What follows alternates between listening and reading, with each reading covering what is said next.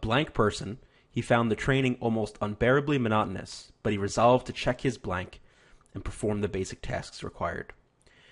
Let's go to the first blank first. A blank person. Well, what kind of person is he? Later they say that he found the training almost unbearably monotonous. In other words, really repetitive, and he couldn't take how repetitive and boring the training was.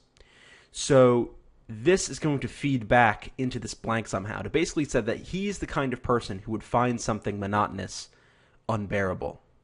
So it may be hard to come up with an exact word here, but we need something like, well, what's the opposite of monotonous? Well, how about something like energetic, right? He's an energetic person. He's not going to like something that's monotonous, that's repetitive, boring, and so on. So let's go to the blanks. Bitter? No, that doesn't really go with anything like monotonous. Be careful. Don't pick bitter because it sounds like, oh, well, it sounds like it would work because, he doesn't like this training, so he's bitter about it. Don't push too hard. It's got to be something related to something in the sentence directly. Reclusive? No. Dynamic? Yeah, that means like, constantly changing, energetic. That looks good. Mercurial? Constantly changing mood? Not really. Volatile temperament doesn't really fit here as well. We're looking for something that would, a word that would explain why this person hates something unbearably monotonous.